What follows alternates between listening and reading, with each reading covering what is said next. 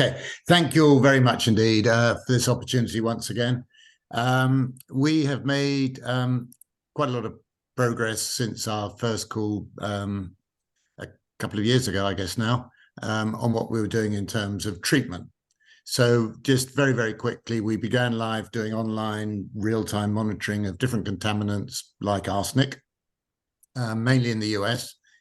And the good thing about when you're doing real-time monitoring of treatment systems is you get a very good insider's view as to how these systems don't necessarily work or meet the requirements of end users.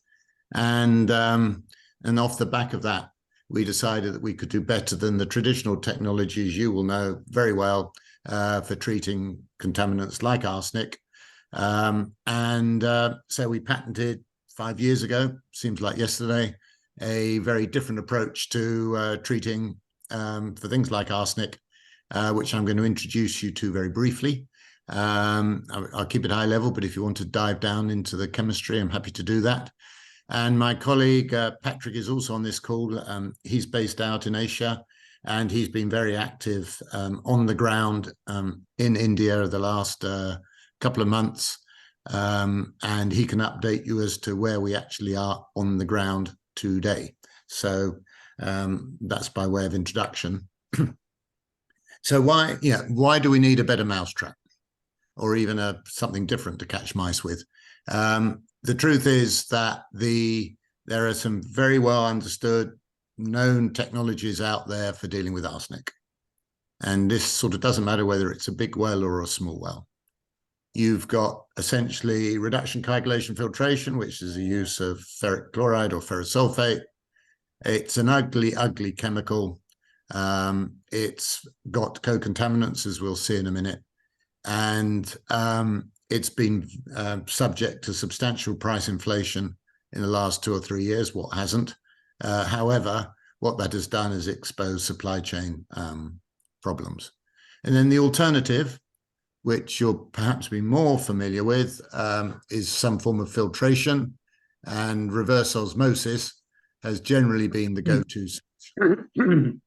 And you'll be aware, I'm sure, of so the problem with filtration is it basically takes out whatever you're chasing and produces it, collects it in a much more concentrated form that something has to be done with.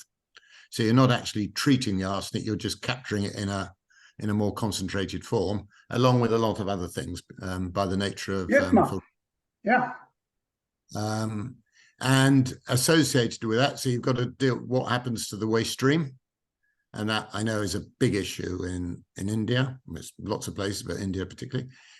You've got the energy cost, dependency on availability of energy, lots of interferences get in the way and compromise performance. And the need for additional chemicals. So all of those are pretty sort of big negatives. And then there's some generic challenges. Latency means that lots of wells stop-start. And the problem is that if you have high latency, it's between stopping and starting again, the water produced will not be compliant. And that's the problem. How do you control that? So for a period of time, people are going to get non-compliant water. Obviously, skilled labor, space, and overall the carbon footprint. So that's why we decided something better was required. There was a need. Here's the need.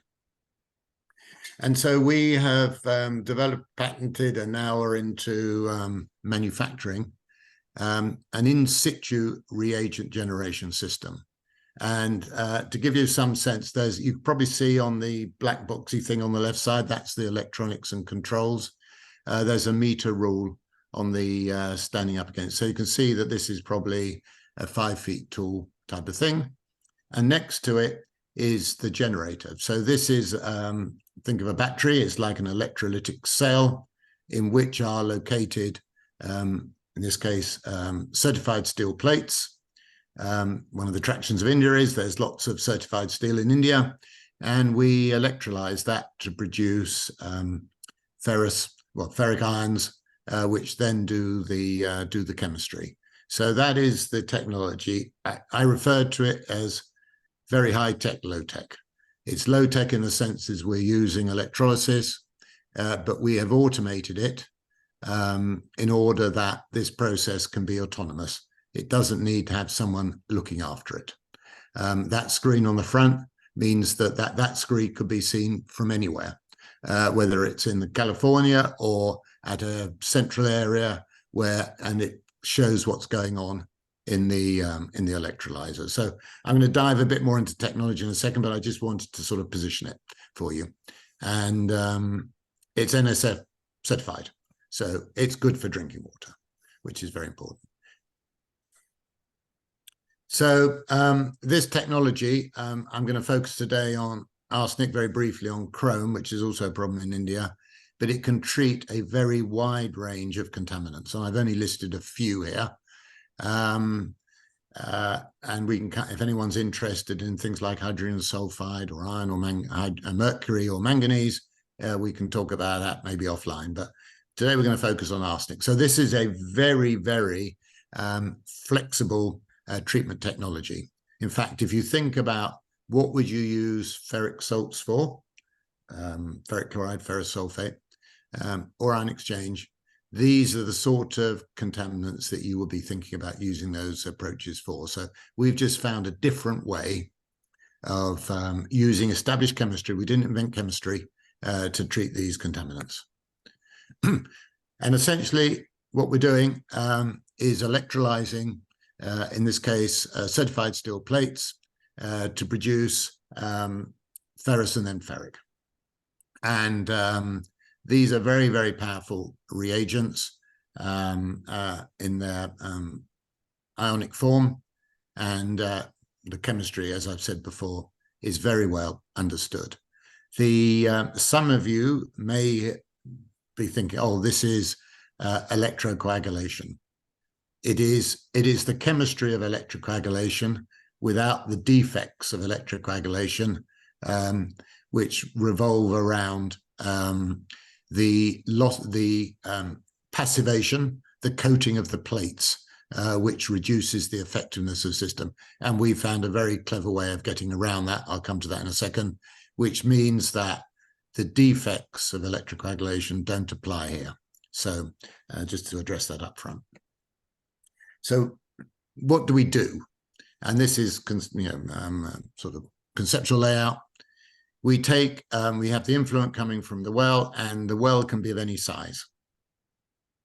And we take a very small side stream, less than 1% of that stream, and we pass it through the generator that you saw on the cell, the figure that was off to the right on that first slide. And we pass that through the generator, and that produces a very, very concentrated form of ferrous, 5,000 ppm, that order of magnitude, convert to ferric, and then we bring that back in to the mainstream. And now we're into the standard reduction, coagulation, filtration process. So essentially what we've done is replaced entirely the supply of bulk chemicals and the supply chain and everything that goes with it. And that reagent generator works it can work in two ways. It can work on demand with no latency, back to one of the problems of I mentioned earlier. But the ferrous reagent can also be stored for an very extended period of time. So this unit requires very low power electricity. So it can be regenerated using renewable energy, and then an excess produced and stored. So when the sun's not shining, that reagent can then be used to maintain treatment process. So essentially, the stored reagent becomes a battery for renewable energy, if that makes sense. And then so we produce the reagent, brought into the contactor, and we follow the standard process that you would follow if you're using ferric chloride, bulk filtration, and then the effluent. In the filtration process, the arsenic is bound up with the ferrous, as it would be if it was ferric chloride. You go through contactor, and the sludge drops out and is removed. It is completely harmless, so it can go for landfill. So again, that would be the process you would follow with ferric chloride anyway.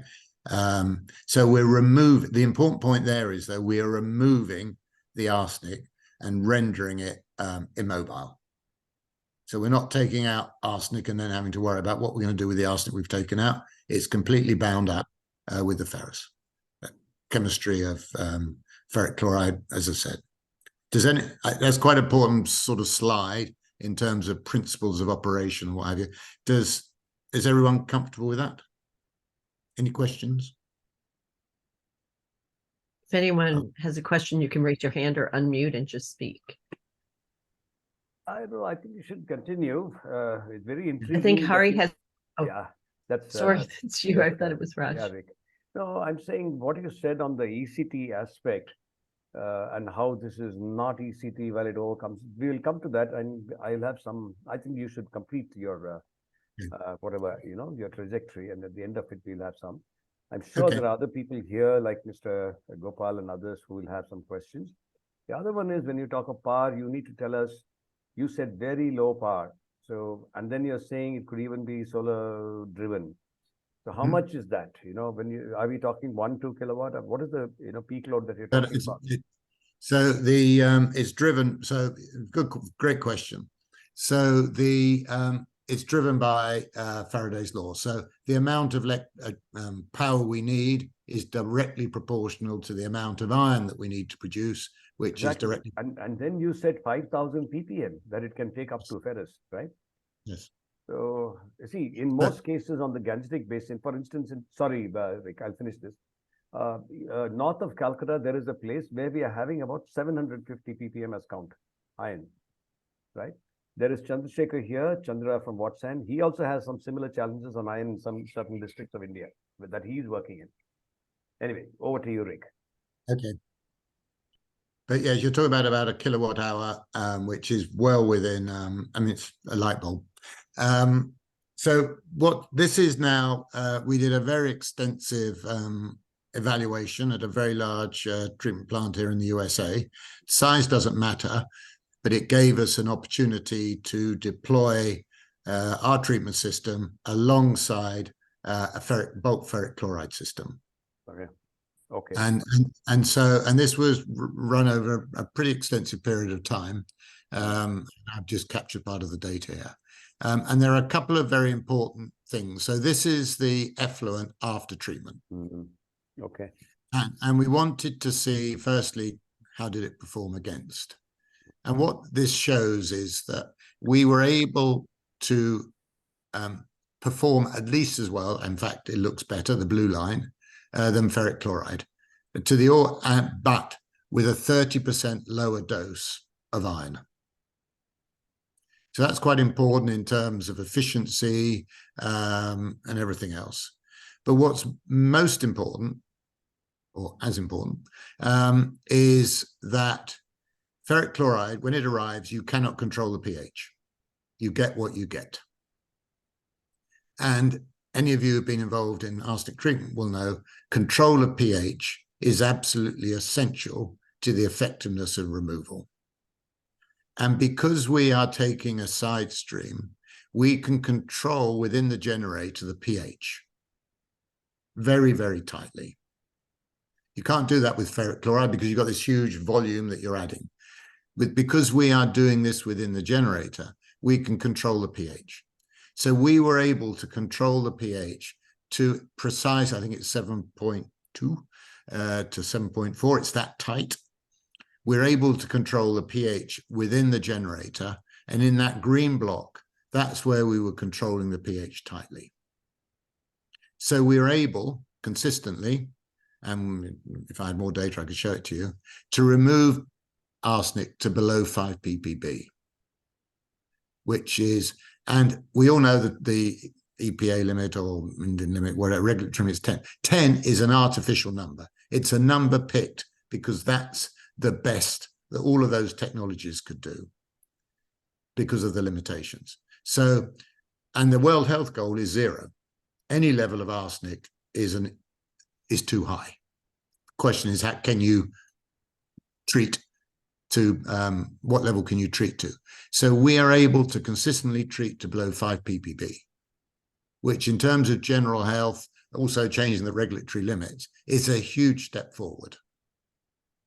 So I just want to leave those are two very important points. The efficiency of the system, and I'll come explain some of that in a second, but this control of pH and being able to treat below 5 ppb is a quantum leap in arsenic treatment.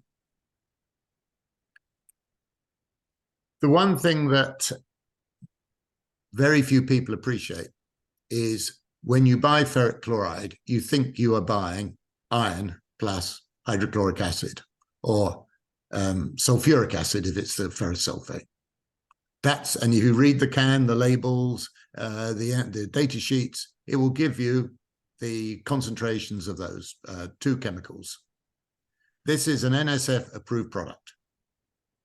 What's horrifying, and we've asked this question every time we talk to someone about who's using ferric chloride, can you do us a chemical analysis of what's in the ferric chloride? And this table, there was an aberration on the that orange drop that dots data point that drops down, shows that the amount of manganese that was present was of the order of 30 ppb. Now, if you've got background water, your raw water of 10, 15, 20 or more ppb, you are now above the health limit for manganese. So in solving for arsenic, a secondary problem has been created because of the impurities in ferric chloride. And that's problematic because there's a move worldwide, certainly here in the States, to reduce the amount of manganese present in drinking water because of its health effects on cognitive development of young children. So, that's a health warning. Anyone using ferric chloride, ferrous sulfate, should understand what they're buying. And why does that happen? Because ferric chloride is produced from dissolving scrap metal of unknown provenance in industrial waste acid of unknown provenance. That's why you get that. With the blue line, we're using certified steel. So the steel supplier tells us what we're going to have in the steel. And we buy low manganese steel to electrolyze. So we control that parameter. We're not able to avoid it because it's a natural ingredient of steel, but it's a low level. And these are the other things that you will find time and time again in ferric salts. It's a scandal. And I've highlighted manganese because we just talked about it, but copper's another problem.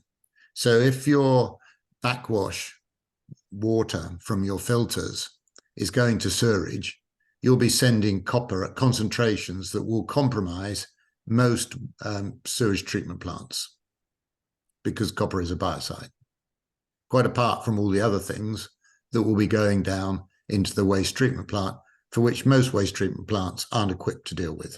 So it's in their effluent. Yeah, and these are levels of contamination you just do not want anywhere in the environment. So that's why I feel very passionately about replacing ferric chloride, if for nothing else than this situation, which is allowed to prevail widely in the States and widely everywhere else. So always people say, so what about the cost? I get that. And we've tried to do here, it's very difficult from country to country because everything varies somewhat. So this is done on a sort of a sliding scale against the critical process parameters that people should be considering. I'm not going to go through this in a great deal of detail, but the point that you get from this, if you go to the bottom line, is that the capital cost and the operating cost are very moderate compared to the any alternative. And why is that? Well, you've seen how uncomplicated the technology that I presented. Yeah. electrolysis is not an expensive process, either in terms of capital or operating costs. Yes, we make it more expensive by incorporating all the automation and so on and so forth, but you're going to get automation and so on and so forth with all the other treatment technologies. Ours is all bound up in one, an on-site and fully autonomous treatment system. So I think in terms of what we can offer, it certainly has appeal here in the States, and I'll allow Patrick to talk in a second about what we've been doing in India. We see a very exciting opportunity to deliver much safer drinking water, not only in the way it's treated, but the product at the end of it. I'm going to leave arsenic very, very briefly and talk to chrome, because this is the product we first developed. And the only difference with what you saw a minute or two ago for arsenic is now, instead of electrolyzing certified steel, we electrolyze tin, food-grade tin plates. A lot of tin produced in India. And that produces stannous, which is another very powerful reagent. And that will convert chrome 6 completely to chrome 3, which can then be filtered out. So this is an incredible solution. It's been designated best available technology by the state of California for dealing with chrome 6. It's the Erin Brockovich story, for those of you that know it, because it eliminates chrome 6. We're not removing it and then having to deal with it. We're not converting half of it and then the other half ends up somewhere else. We are eliminating it entirely. Same process that I described earlier, except now we're using a different precursor. And I know chrome, particularly in industrial environments in India, is a major issue and has contaminated a lot of groundwater supplies. So this is designed precisely for that, as is the case in California, which suffers the same problem. And these are the results of that chrome treatment system. There's a lot going on here. The blue line is an online monitor tracking on everything. So we were doing stop-start to show no latency. You turn it off, the number shoots up to 40 or 50 ppb. Turn it back on again, and within seconds, the system is in equilibrium. And the red dots are laboratory-based grab samples, which were run off to a laboratory to show that the online instrument, which was controlling all of this, was delivering accurate results. So it was validation both of the treatment as well as the continuous monitoring. And this is a pilot system, which is very easy to deploy. And you can see the dimensions at the bottom. We ship it in a very large box to wherever it needs to go. It's very rapid to install. The top half, the top two boxes there correspond, if you remember back to the first picture, the black box on the left. So the galvanostat, which is essentially the power supply, the control, the HMI, which is a data that's presented there but can be available remotely. The little generator in the middle there, which is enough to treat for 20 liters a minute, and then the fluidics, which will pump everything round. So this is very rapid deploy. And when I'm asked, so what about a full-scale unit? Well, this is a full-scale unit for a small community.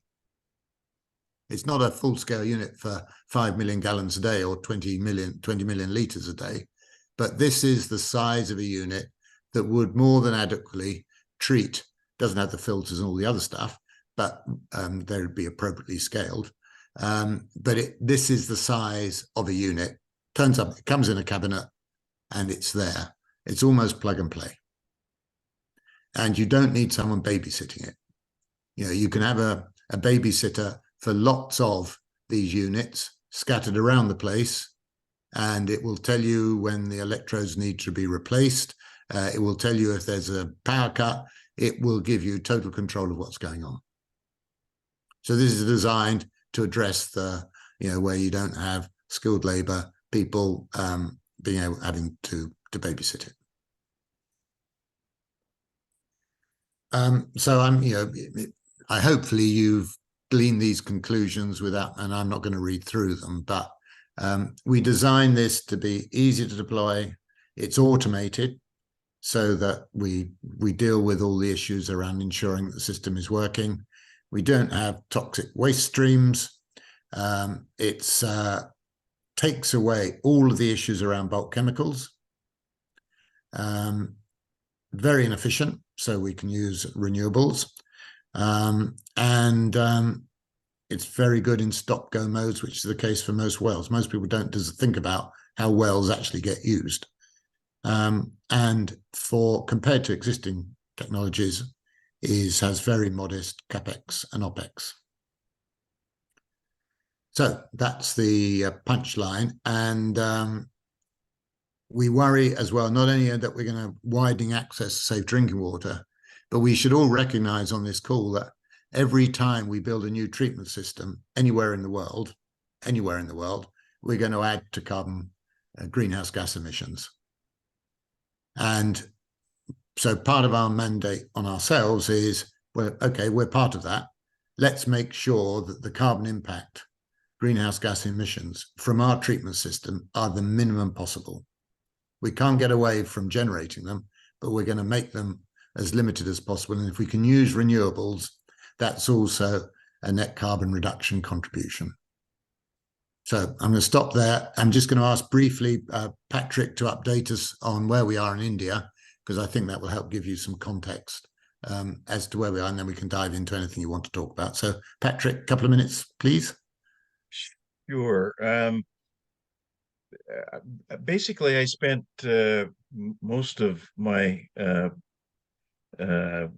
October in India. I was in Jaipur for the American Waterworks Association India Association, ACE 23, and part of the UK mission at IFAT, and a separate event in Hyderabad.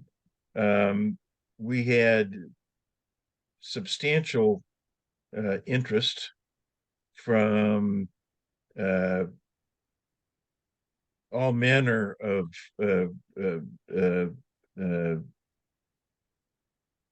constituents, if you will.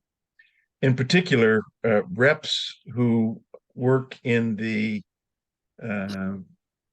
drinking water market, and the CETP, the industrial waste, industrial estate waste effluent market, and they were particularly interested in both arsenic and the chrome solution. Had to and from end users sufficient interest that we have been requested to supply systems in 4 locations. That's, as Rick will tell you, that's a long ways from happening, but the interest is genuine. We've vetted that, and it's pretty substantial for an initial pass. I don't know if there's anything else you'd like me to say about the experience. I only the point that I think this has sort of got some profile at state ministry level. So yes, yeah. The Ministry of Housing and Urban Affairs and Jal Shakti were both present in at the ACE meeting, and spent a lot of time talking about what's necessary to go forward, how to go forward, who with to go forward, etc. I'm waiting for them to come back on deliverables that they promised. But yeah. What did they promise, Patrick Franklin? What did they say? I'm sure it is one of those two charming ladies, Archana at Mahua or Tara from Jal Shakti, who must have been in that meeting, right? I have been pledged to secrecy. I can't tell you who. How's that? But I can tell you what. I can tell you what. I can answer your question by pointing out the fact that both organizations are acutely aware of the fact that there are 550 million Indian citizens afflicted by arsenic contaminated groundwater, and they really want a solution. And the good news is they're eager to jump up and down and push the process forward. What they are not willing to do so far is fast track the process. And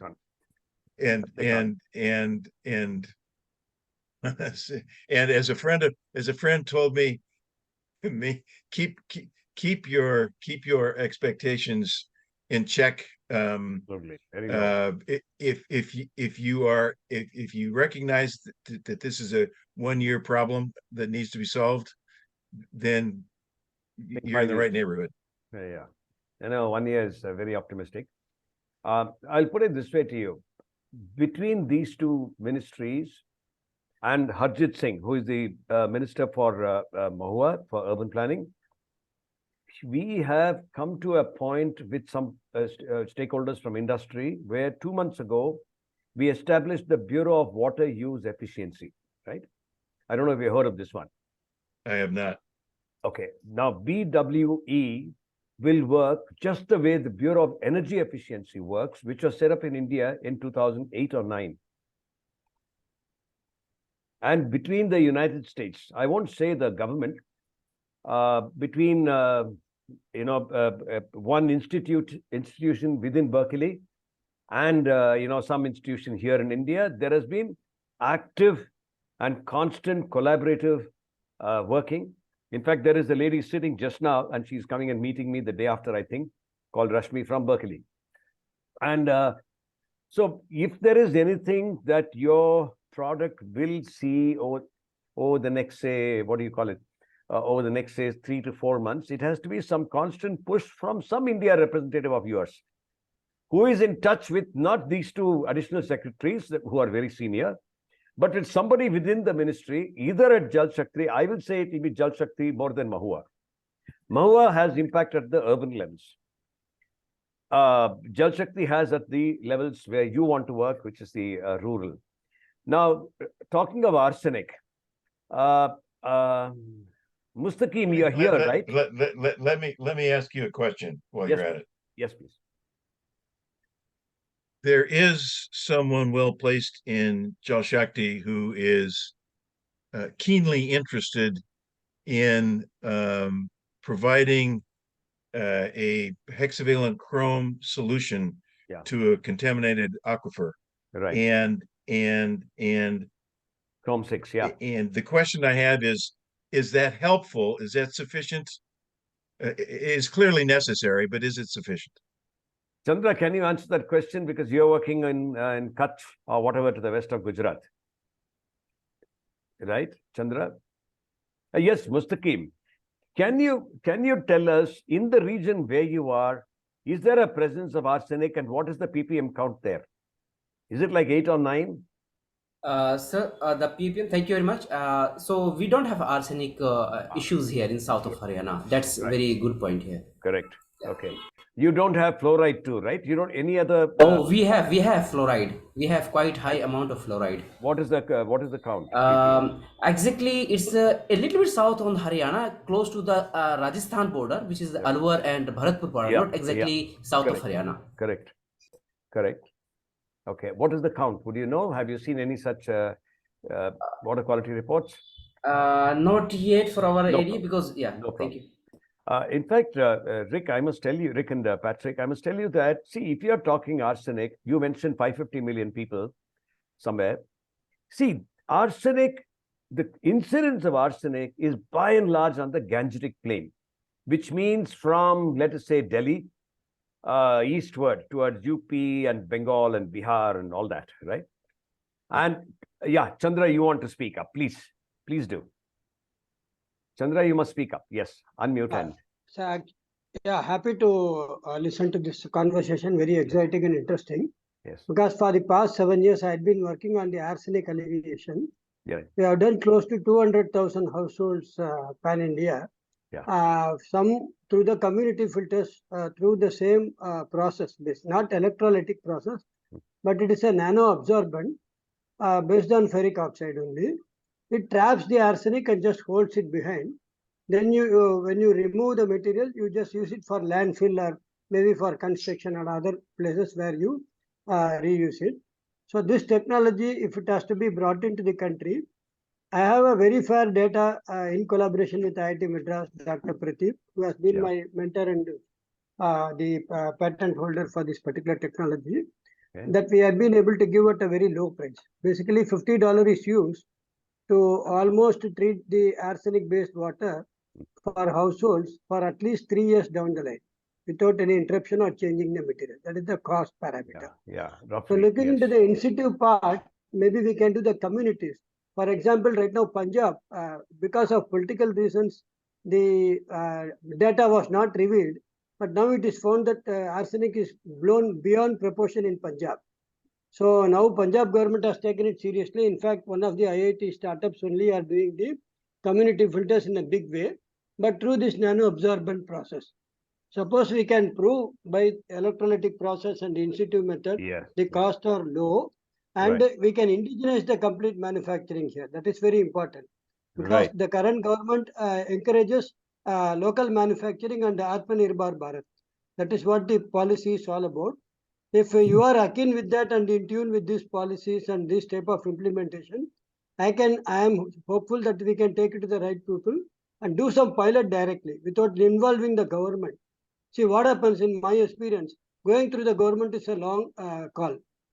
But if we do small pilots through CSR or NGOs or networking like that, and prove that this technology is much more cost effective and could be built in indigenously, there is a huge potential, because again, chromium is a big problem in Bihar and other places, in the leather leaching places where chromium is a huge process, and also some regions like Gujarat, where chromium and manganese and other things are an issue. This could be a great boon, provided you are ready to indigenize, completely localize, and then collaborate with an Indian manufacturer. Maybe I can chip in with Hari's advice. We can do our best to indigenize the complete product and process so that the government can have a look once we establish good pilots. That is my humble submission. Very well spoken. I would welcome any referrals that you have, because we are eager to be able to demonstrate. Okay. Just back to you. Sorry, yes, Rick, go on, Rick. Go on. So I'm not used to putting my hand up. The facility for that. I need to learn. So no, it was just a point. We fully appreciate that we need to manufacture in India. In fact, part of our own sort of fund program is to actually set up an entity in India. Got it, Rick.